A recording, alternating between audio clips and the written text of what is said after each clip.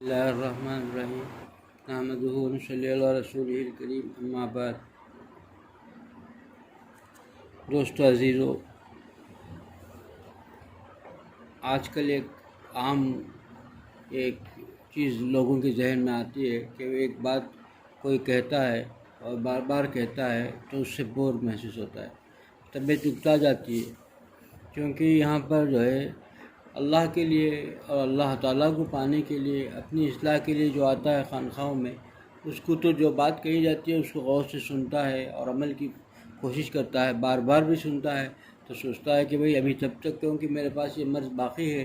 اگر باقی ہے تو میں 100 مرتبہ بھی سنوں پھر بھی کم ہے۔ لیکن عام طور پر لوگ سمجھتے ہیں کہ بھئی یہ کیا وہی بات بار بار کہی جاتی ہے، وہی باتوں کو ہمیشہ کہا جاتا ہے۔ اس کے لیے ضروری ہے کہ کیونکہ یہ روحانی طبیب جو ہوتے ہیں خانقاہوں میں، یہ وہی کہتے ہیں جو عام وبا ہے۔ طبیب کے لیے ضروری وہ ہے کہ جب وبا عام ہو جاتی ہے تو اسی کا علاج کرتا ہے، یہ نہیں کرتا کہ بھئی جب عام وبا کچھ ہو جائے، طاعون پھیل جائے ہر جگہ اور وہ چھوڑ کر کے دوسرا علاج کرنے بیٹھ جائے، تو وہ نہیں کرتا۔ جو صحیح طبیب جو ہوتا ہے نا، پہلے جو وبا عام ہے اسی پر توجہ دلاتا ہے، بار بار کہتا ہے کہ بھئی غفلت نہ کریں۔ اس وقت عام جو بات لوگوں کے اس میں ہے وہ خوف خدا نکل گیا، تو یہ خانقاہوں میں آج زیادہ خوف خدا کی طرف جو خوف پیدا کیا جاتا ہے، خوف خدا اللہ کا، اللہ سے ڈرو، اللہ سے ڈرو، اللہ سے ڈرو، اس کو کہا جاتا ہے، اس لیے کہ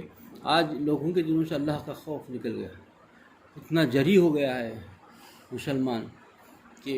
اس کو کسی چیز کا خوف ہی نہیں، کھلم کھلا بے حیائی، کھلم کھلا گناہ، زنا عام ہو رہا ہے، کوئی خوف نہیں ہے۔ پہلے کوئی تھوڑی سی بھی جو ہے اللہ کی نافرمانی ہو جاتی تھی تو گھبرا جاتا تھا انسان، بدنامی کا بھی خوف، خدا کے سامنے حاضری کا بھی خوف، اپنے گناہوں کا بھی یاد، اس کو رہنے کے لیے چین و سکون نہیں دیتی تھی۔ آج جو ہے گناہ اتنے زیادہ ہو گئے، اتنے زیادہ کثرت سے گناہ ہو رہے ہیں کہ بھئی اس کو احساس ہی نہیں ہے،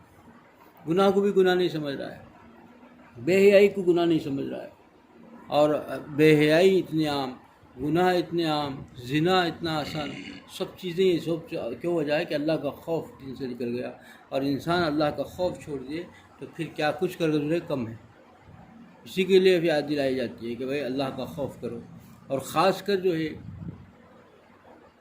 جو لوگ خانقاہوں کو آتے ہیں ان کے لیے ضروری ہے، یا کسی اللہ والوں سے تعلق ہے تو پہلے سوچے کہ بھائی حضرت جنید بغدادی رحمۃ اللہ علیہ فرماتے ہیں کہ بھائی جو آدمی اللہ والوں سے تعلق رکھتا ہے اس کے لیے ضروری ہے کہ اللہ تعالیٰ کے سامنے جب حاضری ہو،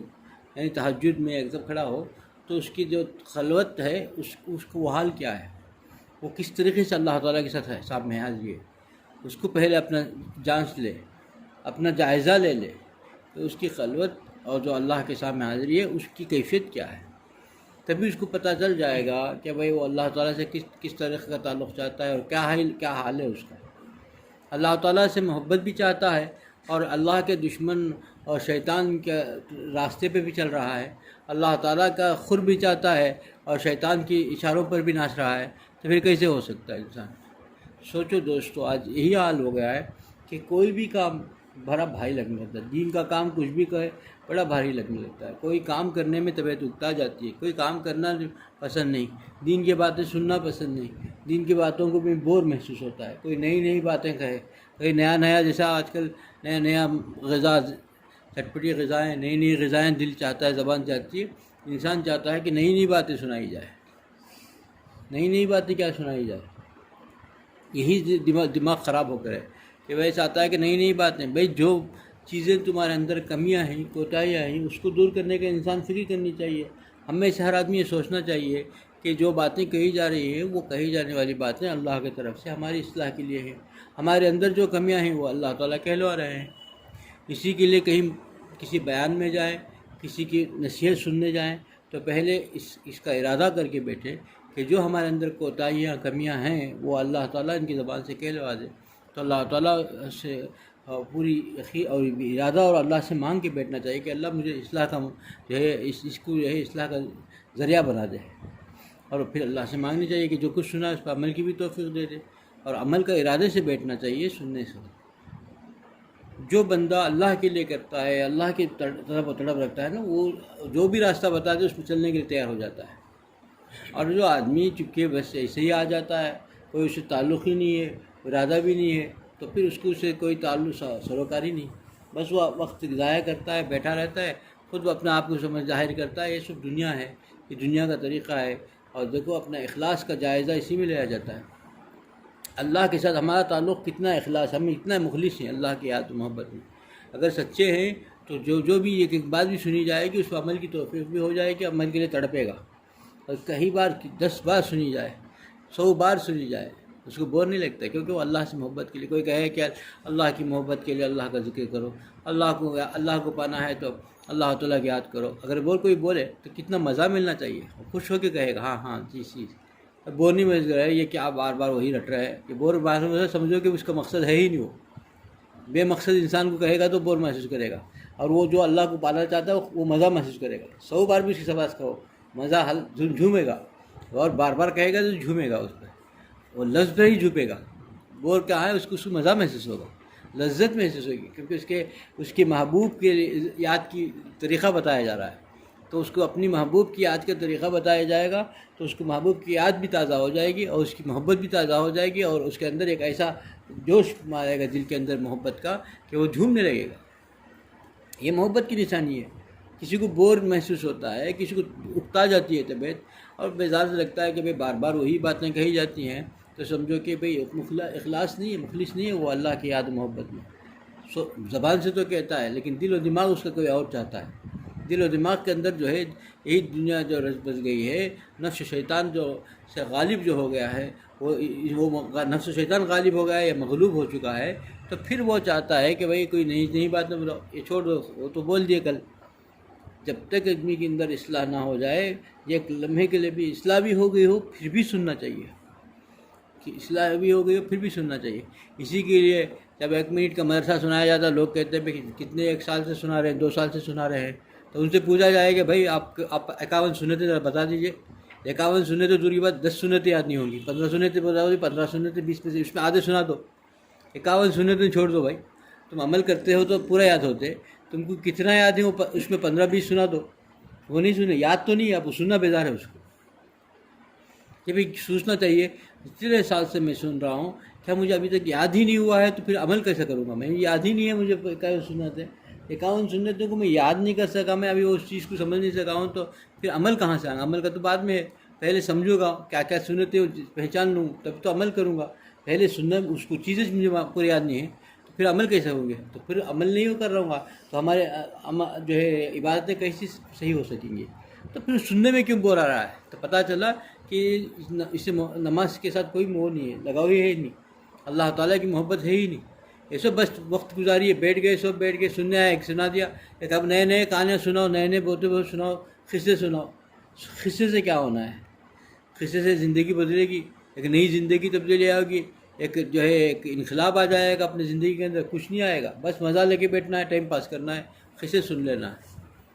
پہلے زمانے میں جو تھا کہ ایک آدمی کسی کا واقعہ سنتا، کہ ایک صحابی کا واقعہ بھی سنتا، تو اس کے اندر بھی وہ جذبہ پیدا ہو جاتا، اسی پر اس کے رنگ میں رنگ جاتا، ایک بار سن لیا تو اس رنگ میں رنگ جاتا، اسی پر اس کی زندگی بدل جاتی۔ یہ تو 100 قصے سناؤ، ایک کہانی ہے، اس سے کچھ مزہ ہی نہیں، بس وقت گزارنا ہے، نئے کہانی سناتے رہو، نئے قصے سناتے رہو۔ اسی لیے جو باتیں بتائی جاتی ہیں اس پر طبیعت اکتا جاتی ہے، پتہ کیا چلتا ہے کہ بھئی یہ سب چپ اخلاص ہے ہی نہیں، یہ سب بیکار ہے۔ پھر دیکھنے والے اچھا اعتراض کون کرتا ہے؟ جو جمعہ آتا ہے نماز پڑھ کے چلے جاتا ہے، اور کبھی کبھی دن میں 1-2 نمازیں پڑھ لیتا ہے، انہیں اعتراض نہیں کرتا ہے۔ وہ اعتراض کرتا تو بولتے بھائی تم پہلے تو نماز سیکھو، انہیں اعتراض کرتا۔ جو 5 وقتہ نمازی ہے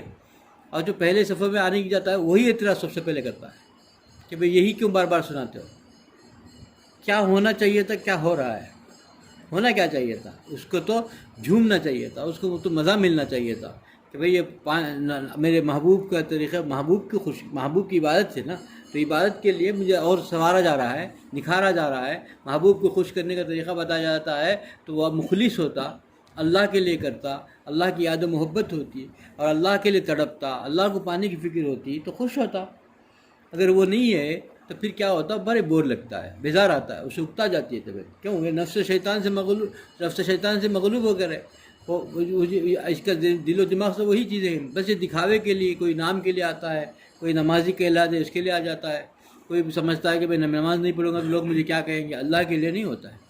نماز میں نظر نہ آؤں گا تو مسجد میں کیا سوچے گا، یہ چیزیں جو ہیں کبھی کام نہیں آئیں گی، عبادتیں کر کے بھی بیکار ہو جائیں گی، کیونکہ یہ ریاکاری ہو گئی۔ اسی کے لیے تو نا صدقہ دے کر اور خیرات کر کے بھی جو آدمی ریاکاری ہوگا وہ بیکار ہو جائے گا، سارے صدقات خیرات کام نہیں آئیں گے،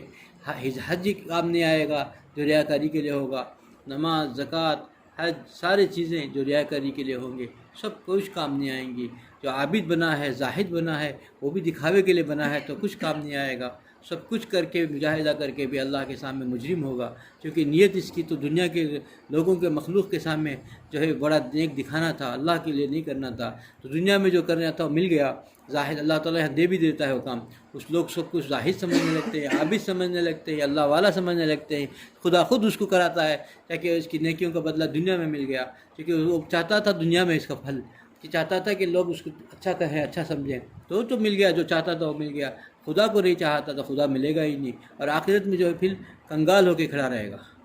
اب زاہد و متقی، پرہیزگار، نمازی، حاجی سب کچھ رہ گیا، اور پھر وہ دوزخ میں جا کے ڈھکیل دیا جائے گا۔ دوستو عزیزو، یہ جو چیزیں بتائی گئی ہمارے لیے ہے، ہم اپنے نفس کا جائزہ لیں، نفس کا دھوکہ بہت باریک ہے، اس کو پہچاننا مشکل ہے، کسی مشیر و رہبر کے بغیر اس کو چلنا مشکل ہوگا۔ یہاں جو